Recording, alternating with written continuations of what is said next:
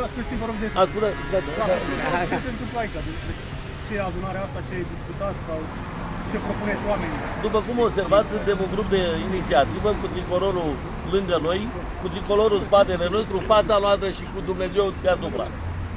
Așteptăm să vină oameni ca dumneavoastră, să ne bage în seamă și să ne întrebe de vorbă, să ne întrebe de problemele care sunt.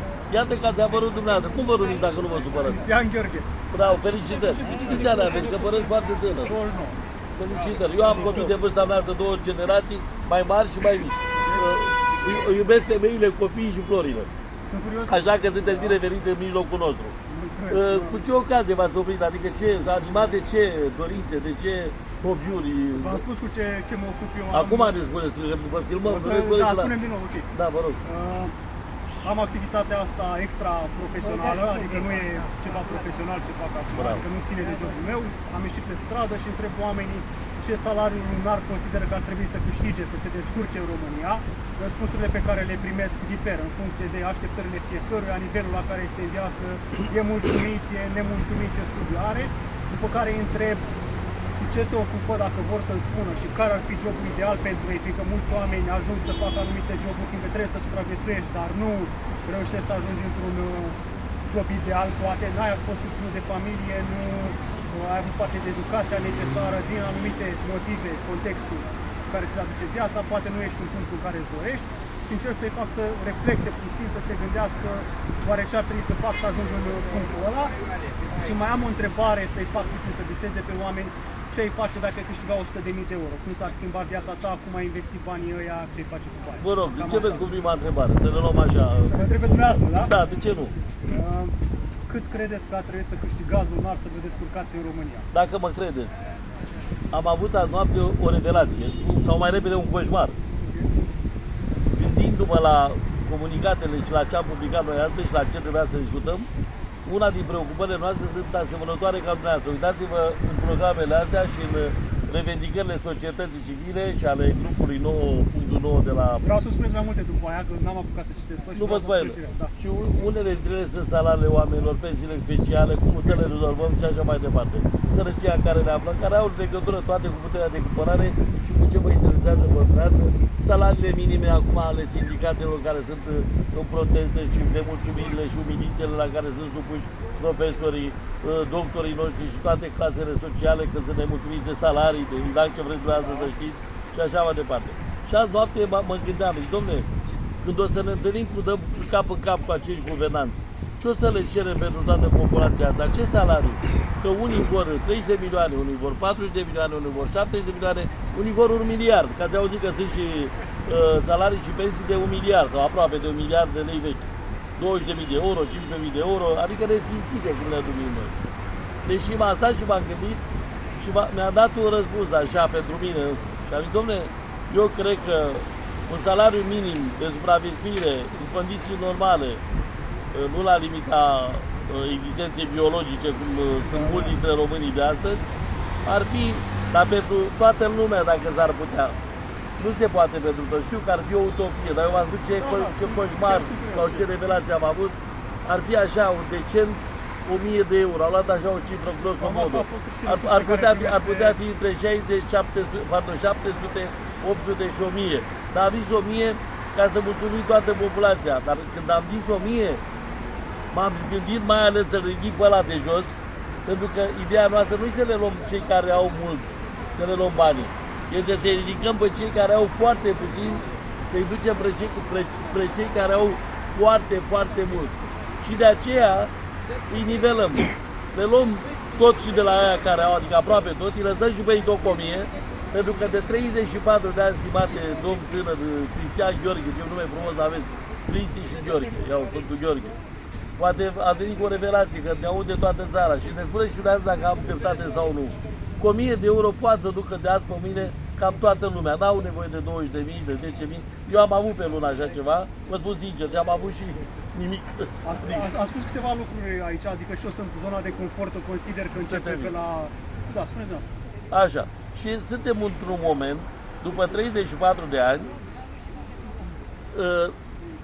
pentru care nimeni nu are niciun merit deosebit, pentru că noi am pierdut în toți acești 34 de ani, am pierdut și uzinele, și fabricile, și tot ce aparține poporului român, aproape resursele naturale, minerale, tot ce vreți dumneavoastră, au fost vândute toate pe tarabă.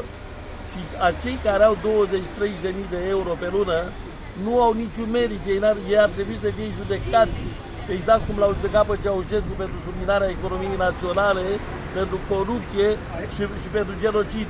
Pentru că din cauza lipsei de salarii la care face dumneavoastră referire, au murit oameni pe care noi nu cunoaștem. Vă referiți la cei care câștigă salariile astea ca angajați ai statului, nu la mediul privat.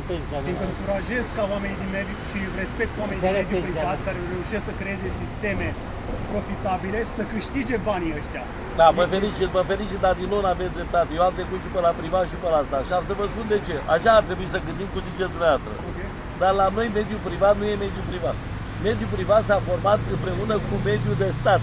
Adică au corupt statul și invers, au intrat, au relaționat, au venit aici, au pus mâna pe capitalul străin, primele 100 de firme sunt capital străin, iar următoarele încep să vină ușor câteva românești.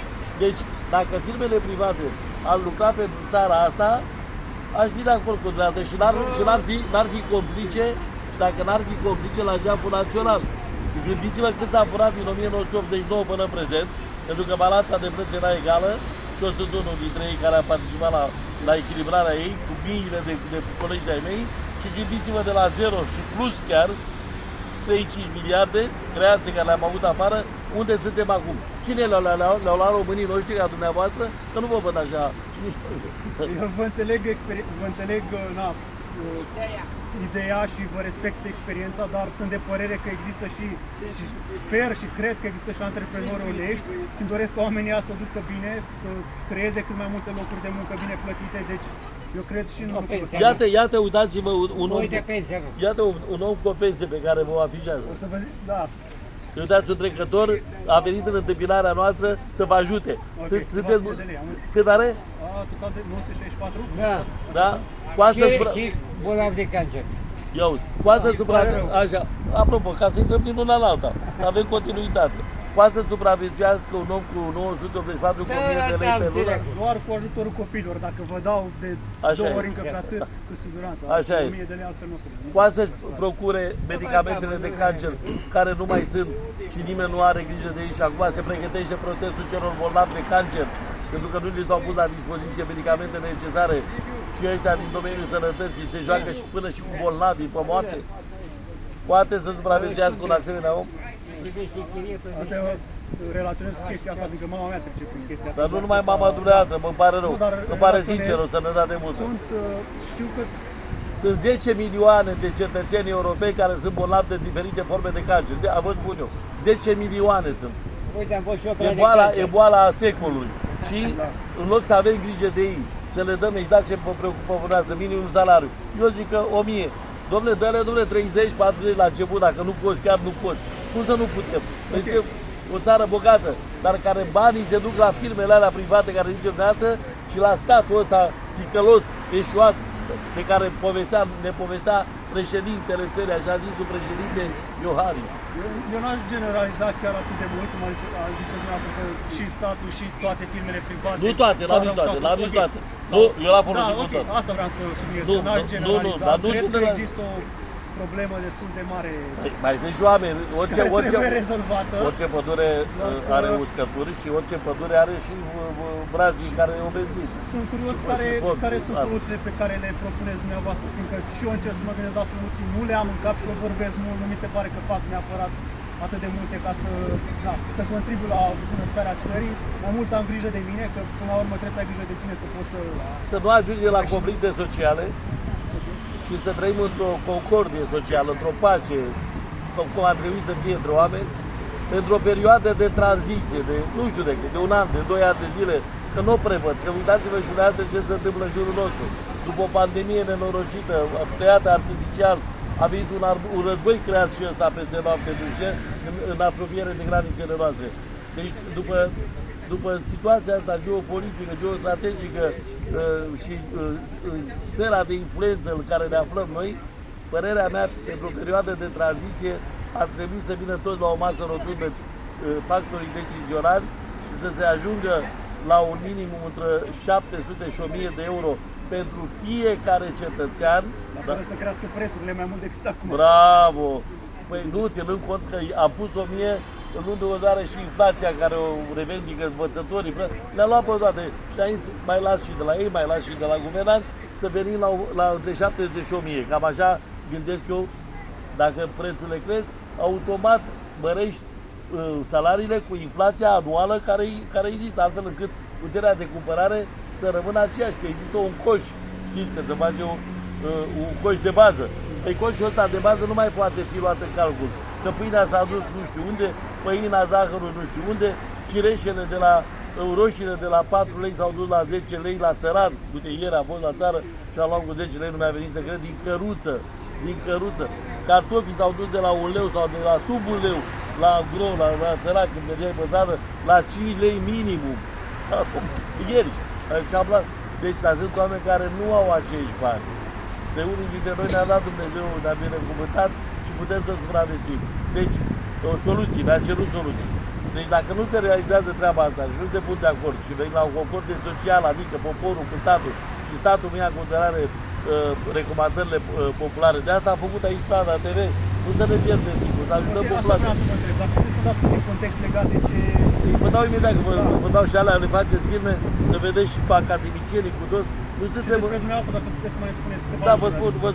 vă răspund la întrebări. Deocamdată dumneavoastră răspundeți și mie la întrebări sau ascultați că sunteți mai tineri. Da, așa facem. Că ne-ați dat la o parte, adică peste 60 de ani noi putem să murim în pandemie, vă aduceți aminte?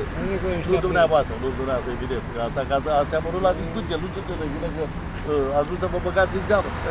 Dar e foarte bine ce faceți. Să facem un sondaj real, nu un sondaj la cum îl cheamă pe la Teleanu, ca la Pieleanu. Ei fac sondajele astea recomandate și spun astea, așa trebuie să votăm, așa s-au votat, dar ele nu sunt niciunul realizat. Dumneavoastră mergeți pe stradă, iată că faceți aceeași chestiune ca și noi și aici numai strada ne poate spune adevărul. Ce trebuie să facem, cum trebuie să facem, oamenii spontan, cei care se opresc, cei care nu se opresc, uitați-vă cum trebuie lângă noi. Nici nu-și dau seama ce pericol ne pândesc. Câte pericole ne pândesc. Și atunci am zis așa, salariile, ca să revenim la subiect, să asigurăm pe fiecare să aibă o pâine, un unt și o apă pe masă, așa, simplist, da? Nu unul să aibă și altul să n-aibă. Și după aceea începem să lucrăm, să conlucrăm, să colaborăm. Dumneavoastră n-ați prins vremurile trecute când se lucra la clacă. Se făceau clăci între țărani. Și că erau amărâți, că n-aveau cocioabe. Și voi astăzi face casa ta, mâine ne facem panul ăla, apoi ne facem panul ăla. După aceea la terenul ăla care le-au primit, deci pe timpul lui Ceaușescu se făceau, primiseră 30 de ani, alții aveau mai mult ca americanii, militare. Era o arabamură și atunci. Dar oamenii se ajutau, erau mai umani. Astăzi s-au dezumanizat. Astăzi, foarte rar, să știți, față de ceea ce trebuie, iese lumea și participă la acțiuni de genul ăsta care încercăm noi să le construim. Ce faceți dumneavoastră chiar? Dar ce face acest grup care a luptat în 1989 pentru drepturile și libertățile cetățenești. Aici sunt de la kilometru zero, unde sunt martirii neamului românesc din 1989, ăia câți au fost, nu ăia care s-au oprit pe lângă ceilalți. Ăia adevărații vorbesc, și sunt adevărați, nu sunt mulți. Eu sunt pe lângă dânsii, sunt produsul Revoluției și eu, dar sunt pe lângă dânsii, că mi-am dat seama că sunt o grupare de oameni care nu sunt corupți, nu sunt hoți, nu sunt bandiți, adică luptă pentru adevăr și așa mai departe. Ăsta e motivul pentru care ne aflăm în stradă. Mai mult, pe fondul umilințelor, suferințelor poporului român, a desiguranței copiilor mei, că am 5 copii, și a tuturor copiilor din România, a oamenilor cu dizabilități, aproape 1 milion de oameni, suferinți, a celor cu salarii minime, pentru că mă trag și eu la rândul meu din o familie foarte săracă de 14 frați, mamă eroină de Bădimul Ceaușescu. Și am fost eu baci la origine, nu eu, părinții mei, bunicii mei. În memoria lor, a strămoșilor noștri, am zis trebuie să fac și eu ceva, dacă am mai mult decât alții, și să ies în piață, aici alături de dânsii, și să spun ceea ce gândesc și să încercăm cu toți aia care ne strângem, ne adunăm și să încercăm să coagulăm societatea civilă, sindicatele, patronatele și așa mai Și departe. prin ce canale transmiteți mesajul? În afară de faptul că vorbiți cu oamenii din stradă, nu știu, văd că și filmați, trimiteți transmiteți pe Pe internet. portalul Revoluției Și YouTube. avem un portal, aici în cazul de față. Dar noi am participat și participăm la evoluții la emisiuni televizate. Am făcut și vocea sindicatelor, un an de zile am participat ca analist politic. Eu sunt jurnalist, o să mă arăt dacă e nevoie și așa mai departe. Deci nu este nicio problemă, avem canale, dar nu ne duce la orice canale să ne folosească ăștia pe noi, că sunt membrii noștri ai societății civile, care sunt membri marcanți, persoane publice, care apar pe toate televiziunile, nu vreau să le denumesc acum. Și în celelalte inițiative pe care le-ați avut, ați văzut efectul după aia, nu știu, aplicat prin schimbare de legi sau... Nu, ne-au păcălit de fiecare dată. Ne-au păcălit și ne păcălesc în continuare și noi crezând că vin unii și alții și se repetă. Și vă spun că oricine ar veni și acum, că mai sunt niște pseudolideri, niște partidulețe de astea mici, noi se aranjează unii cu alții să ia locul celorlalți, nu va fi bine, pentru că nu vom scăpa așa de ușor de sistemul ăsta de putregariul ăsta instaurat după Revoluția din 1989. A fost lovitură de stat dată Revoluției Române, dată martirilor români. Asta e lovitura de stat de care vorbesc ei. Nu le că au dat ei lovitură și au luat ei puterea. Pe fondul întâmplărilor care au fost ieșirii revoluționarilor în piață spontan, a celor 1500 de morți sacrificați care nu și-au dat seama ce intră, și participarea masivă a populației la rândul ei nemulțumită de ce se întâmpla pe timpul de trecut de 3 milioane de oameni, au ieșit unii dintre ei care mai trăiesc și astăzi și conduc și astăzi prin primul eșalon, prin al doilea eșalon, prin al treilea eșalon. Noi au pus mâna pe puterea pe care trebuia să pună unii dintre... O ție prin rotație. Unii dintre ei și puteau. De ce credeți că nu sunt ei liderii nimănui? Pentru că nu s-au băgat în hoții și nu se bagă în gașcă, în grupuri interlope de interese comune, Nu sunt... de infracționalitate, n-are nicio șansă. Eu vreau să cred că se pot face lucrurile și onest la nivelul ăsta. Adică Vă rog să spuneți unul din ele pe care ați putut dumneavoastră până la 29 de ani să faceți. Vă rog unul să spuneți. N-am încercat până acum. de țară. Da, n-am încercat până acum, dar sunt curios. Vă întreb părerea noastră. Chiar credeți normal, 100% că nu se poate ajunge într-o poziție de putere și decizie fără a te, nu știu, a intra într-un fel de combinații sau... Nu. La ora actuală aici în România nu. În România, la ora actuală, după cei 34 de ani, puteți să faceți următoarea chestie. Da? O chestie cinstită, fără artă. O revoluție negativă. Să ne ducem câteva mii de oameni la ușa guvernului, la Parlament și la principalele instituții, când începe serviciu și după ce avem listele, că listele sunt la instituțiile de forță, să spunem, tu intri la serviciu, tu nu intri, tu intri, tu nu intri. Tu du-te două uși mai departe, adică să facem și să intrăm să preluăm din nou puterea, poporul, dar nu orice popor. Adică dumneavoastră sunteți pregătit în ceva. De exemplu, sunteți lăcătuși mecanic sau inginer aeronautic. Vă duc să luați un loc acolo la Institutul Aeronautic, să începeți să munciți un loc cu altuia care s-a pus acolo pe tine, n-are nici profesie, n-are nici facultate, n-are nici școală, n-are nici Masterchef. Masterchef. Da, credeți cumva că s-ar putea merge mai la baza problemei, adică o educare mai mare a populației, Da. să iasă la vot și să voteze pe cine trebuie, că mi se pare că ok, dai pe la o parte, dar dacă vin toate... Ce înseamnă pe cine trebuie, vă rog, că facem un dialog acum, nu punem eu știu Cineva ce. cu intenții bune pentru... De unde știm legate pe de care țară. are intenții bune? Că așa am mers pe... asta zic, și așa pe Dar cine că noi am votezi. ales întotdeauna pe răul cel mai mic din răul cel mai mare. Care? Dați-mi Cineva trebuie să guverneze, cineva trebuie să dea legile. Păi cum dacă alegi? nu există o selecție pe baza meritelor și a expertizei necesare pe care trebuie să o aibă orice om care ocupă un post și o responsabilitate. Okay. Deci ziceți că e o problemă în selecție. Aici. Cum se poate rezolva problema asta? În primul rând, îl urmărești pe unul cu cât a terminat facultate. Premianți, luați. Da. Și la premiant de dai examen. Că și acolo mai sunt aranjamente. Deci modul de alege, ar trebui să fie mai strict modul de, condițiile ca tu să poți să ai o funcție... Prin examen, dom'le, nu ocupi un loc pe bani, dar eu te-au ocupat pe bani și posturile parlamentare. Da, are sens. De aceea spun eu că nu mai avem șanse decât să dăm cordonul umbilical,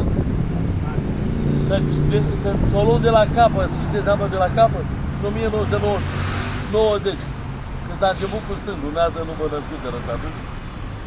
S-a început cu stângul Revoluția Română. Că dacă începea cu dreptul să făcea adevărată revoluție, poate avea o șansă, dar a fost așa, un vișimaș, un balbeș-halbeș.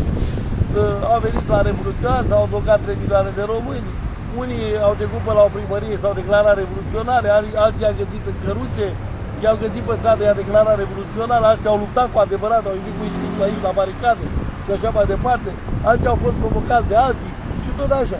Și au pus mâna pe puterea celor care au ieșit cu sufletul. Cine?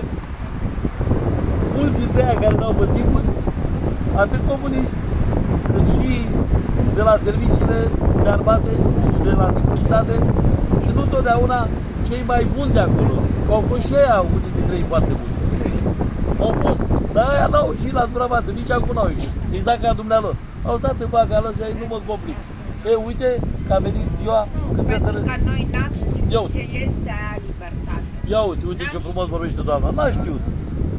N-a zis, aoleu, a venit libertatea și când e libertate, când vine, știți că atunci când e o revoluție sau un război, apare la un moment dat și un vid de putere. După aceea vidul ăla e umplut, dar de cine e umplut? Și a fost umplut numai de Haller. Deci șmecher. Da, vă întreb o direcție mai pozitivă. Da. Vedeți ceva bun în România ultimilor 30 de ani și cum se întâmplă lucrurile? Sunt și Da, din punctul meu de vedere, vă spun sincer, nu văd nimic bun. Eu sunt, eu sunt exagerat. Și am să vă spun de ce. Nici eu. Și nu văd nimic bun, să vă spun de ce. Pentru că Gândiți-vă la 34 de ani, sunt o generație sau poate două. Ceaușescu a fost 25 de ani la putere. Deja a trecut cât a condus Ceaușescu și să știți că în timpul lui Ceaușescu, poporul român, nu Ceaușescu, a creat, a construit blocuri, a dat case oamenilor, a creat meserii, a făcut fabrici și uzine și așa mai departe. Numai că cei care erau în jurul lui, frica lui, sunt și acum, de 34 de ani, pe lângă președinți, ei nu mai interpretei și nu mai șmecherași la aranjamente, pe aia n-au fost serioși, inclusiv nevasta lui. Și au ajuns să conducă poporul. Iau, dar dându s-a plictisit, ăsta este unul din produsele comunismului și ale capitalismului. Și eu la fel. Deci, adevărul că toate camerele Ia atent aici, am fost- luminoase, fost toate plăi de cancer. camerele Ia atent. luminoase au da, fost. uite, cum am adus vorba de dumnealui, Uite, uite sărac, uite. uite sărac. Gata, Și da, n-am decât ce pe aici. da. Chiar Ei, dacă am vrea să mai Ia, construim te-ți curat, acum da. ceva, eu cred că nu mai avem. să vă spun de ce nu văd nimic bun. se mai întorc. Să vă spun de ce nu văd nimic bun. În afară de uitați-vă la mașinile astea care nu mai sunt toate Daci și sunt de diferite feluri, dar toate second hand, sau 90 și nu știu cât la sută, aduse din alte zone, pentru că trebuia să scape de ele, și eu știu. În afară de clădirile astea care n-au reușit ăștia după 34 de ani, cum a zis Ceaușescu, nu să reușiți nici să le vopsiți, să le aranjați și voi puțin pe afară, să dați o culoare. Uitați-vă, Universitatea București a rămas nevopsită, nelustruită, că e făcută de 100 de ani și înaintea lui Ceaușescu, nu Ceaușescu a făcut. Și chiar dacă vorbesc de Ceaușescu, poporul a făcut pentru Ceaușescu, că a fost așa zis a dictator. E adevărat, e obligat pe oameni să muncească, toată lumea avea că tu servici, puteai să circulești foarte greu. Erau câțiva șmecheri, cum e dânsul, cum a fost dânsul, da, și cu becalii, și cu ne-a povestit. Da, nu-i bune ce spun. O să se supere că îl torn, acum eu torn la păr. Eu te dar nu recunosc. Ia, dar recunosc. Legăne, cum? Vișniți meni. Ia, Eu și munceam, eu munceam. Serios. Îi munceam dacă făceam bine. Păi da. Dacă n-aveai muncă, te băga. Mai aveți întrebări sau v-ați lămurit și la zi? Vă face și un rezumat. Eu am o viziune mai pozitivă, așa, și optimistă. E bine să fiți așa, de la altfel ar muri speranța. Aveți cum alt. Ar muri speranța. Vă înțeleg punctul de vedere și știu cum e când ești financiar, ai probleme și nu reușești să-ți acoperi nevoile de bază, nu mai visezi tu la vacanțe sau că îți faci o casă sau chestii de genul ăsta și lucrurile sunt mai Păi domnule, în afară de centrul vechi, care e foarte frumos, dar ați văzut cine umblă în centrul vechi? Cine își permite Ia să mânce un pic? uitați-vă, nu mai priviți puțin centrul orașului, în fața Teatrului Național. Uitați-vă ce muzeie este. Treabă de făcut, avem multe lucruri de rezolvat și ăsta e un proces continuu. Și dacă o facem vă mai foarte spun bine și o ceva. întreții, tot se duce în lipsă. Și vă mai spun ceva ce mă doare foarte mult. Deci copiii mei, la 46 de ani, cu meserii bune, au lucrat în ministere importante, cu bani Da? Unul a lucrat în Ministerul Fondurilor Europene, altul la Curtea Constituțională. Au lăsat totul și au plecat în afară. De ce? Pentru că viitorul copilului lor nu mai exista aici. Înțeleg aspectul ăsta. Adică cu alte cuvinte, dacă îmi permite doamna să completez, am construit și am crescut copii prin munca care să ai un copil, îmi imaginez că ați venit mama dumitale pe dumneata, că are un tip dificil așa, cu întrebări, cum zic și eu de altfel. Așa. Cât te chinuiesc să crești un copil, că nu știu toți așa. Și după ce îl formezi, îl dai la școală, investești în el, în meditație, în tot, în păpica, în creșterea și educația lui, după aceea dispare și în Occident, zboară ca păsările astea călătoare și îl exploatează cine? Că el nu se simte exploatat. Pentru că puterea de cumpărare e alta în Occident decât aici și salariile la fel. El se simte bine, zice, păi decât să câștigă 300 Nu, ai mei copii n-au plecat pentru bani. Dar mulți au plecat pentru bani, să știți. Pentru că au avut bani. Ei au avut.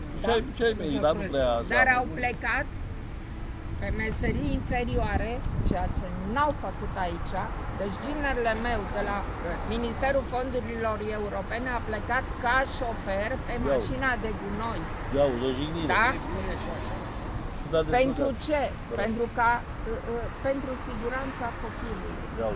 Pentru că era clasa 8-a, ce l-aștepta aici? Da.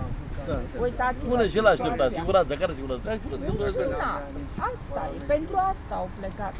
Și știți de ce? Pentru că am fost cu el în vizită la o prietenă de-a mea și când a văzut ce au realizat în 13 ani, a venit acasă și l-a întrebat pe taică-su: tată, de cât sunteți voi împreună? Păi de peste 20. Ce ați realizat?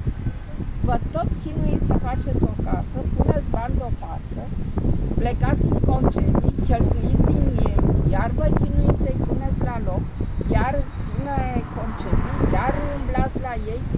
Cât reușiți voi să vă strângeți bani ca să vă faceți acea casă? care e minimul de salariu ca să răspundă la întrebare care va trebui dumneavoastră? Care va trebui? Deci 1000 de euro. Ar fi Da, ce să fie decent de la 1000 de euro. Și o să Da. faci așa. Și eu zic pentru asistat social 500 de euro, da, ar fi suficient. Și fiindcă ai întrebat ce a adus bun Revoluția, au deschis granițele. Avem voie să plecăm oriunde, ceea ce înainte era aproape imposibil. Așa e. Asta e, din punctul meu de vedere, singurul lucru bun. Și mai mult avem acces la informații. Înainte, ca să obțin niște informații, trebuia să mă duc la ambasada americană, la biblioteca americană sau franceză, Sau rugam colegii care așa erau este. în afară Bine să ne completat. aducă reviste sau ziare care erau în franceză, în engleză. Dragă meu, dacă vreți să intru în detalii, uite ce a adus bun. Copim la liber, nu la impus. Adică chiar dacă noi știm că suntem urmăriți, dar totuși suntem, atunci nu aveai voie, 2-3, aveai probleme, dacă din câte mi-aduc aminte. Să zic așa, un mare câștig e că monitorizarea nu mai ia apanajul unei singure instituții. Exact, Acum poți fi urmărit în foarte multe puncte. așa este. Adică e o urmărire concentrică. Asta face parte din spațiul public, e libertatea spațiului public. Partea asta e partea bună. Partea mai puțin bună e că noi nu-i putem urmări. Adică suntem